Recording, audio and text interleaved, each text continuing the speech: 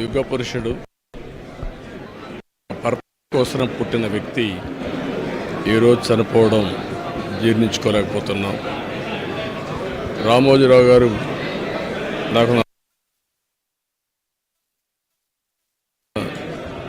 అనునిత్యం సాధన చేసింది, సమాజ హితం కోసం పనిచేశారు, ఈ తెలుగు జాతి కోసం పనిచేశారు.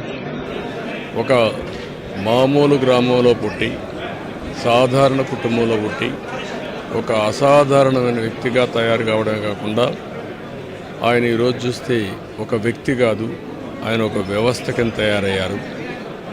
ఆ రోజు ప్రారంభించింది మనం ఒకసారి చూస్తే మార్గదర్శితో ప్రారంభించి దీని తర్వాత ఈనాడు ప్రారంభించి అదే మాదిరిగా రాష్ట్రంలో కూడా నిద్ర లేస్తానే ఈనాడు చదివితే తప్ప బయట వచ్చే పరిస్థితి ఉండదు. అంటే ఆ విధంగా ప్రజల్ని చైతన్యవంతులు చేయడానికి కానీ విజ్ఞానవంతులు చేయడానికి కానీ అనునిత్యం సాధన చేశాడు. ఆయన ఏ పని చేసినా కూడా నేను మొదటి నుంచి కూడా చూశాను, రాజీ లేదు. 40 ఏళ్లుగా నేను ఆయనతో కలిసి ఉన్నప్పటికి కూడా, ఆయన పరిచయం ఉన్నప్పటికి కూడా ఏ రోజు కూడా ఆయన ఒకటే చెప్పేవాడు, మీరు ఏమి చెప్పినా నేను మాత్రం ధర్మం ప్రకారమే పనిచేస్తాను, విధి నిర్వహిస్తాను తప్ప నేను ఎల్లప్పుడూ ప్రజాపక్షానే ఉంటానని చెప్పి స్పష్టంగా చెప్పిన వ్యక్తి రామోజీరావు గారు. అంతేకాకుండా నిన్న చనిపోయే వరకు ఆయనకు ఒకటే కోరిక, నా కోరిక అంతా కూడా పనిలో అయితే అది నాకు ఆనందంగా ఉంటుంది, అంతేకాదు నేను చేసే ప్రతి నిమిషం నేను బ్రతుకున్నంత వరకు కోసం పనిచేయాలి, పరిస్థితిని ఉండాలన్న వ్యక్తి గారు. కానీ ఈరోజు మనం చూస్తూ ఉంటే ఆయన నిర్మించిన వ్యవస్థలు శాశ్వతం, ఈనాడు శాశ్వతం. అదే మరి కాకుండా చిత్ర పరిశ్రమ కూడా ఎనలేని సేవలు రామోజీ ఒక అత్యున్నతమైన స్టాండర్డ్స్ లో రామోజీ ఫిల్మ్ సిటీ తీసుకొచ్చి కమర్షియల్ కాంప్లెక్స్ కట్టచ్చు,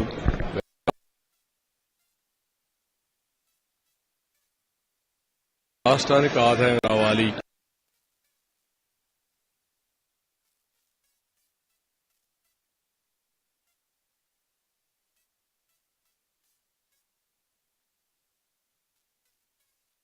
అలాంటి వ్యక్తిని పోగొట్టుకోవడం చాలా బాధ అనిపిస్తుంది.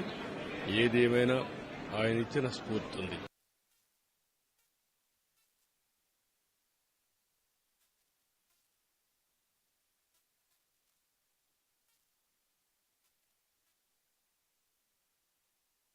మొన్న కూడా మీరు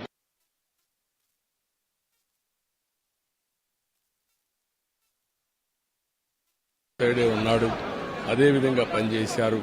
అందుకే ప్రజల్లో ఒక అచలమైన ఆయన జీవితం మొత్తం ఆయన సంపాదించిన విశ్వసనీయత. అలాంటి వ్యక్తిని పోగొట్టుకోవడం చాలా బాధేస్తుంది. ఏదేమైనా ఆయన ఆశయాలు తెలుగు జాతికి ఉన్నాయి. ప్రతి ఒక్కరు కూడా ఆయన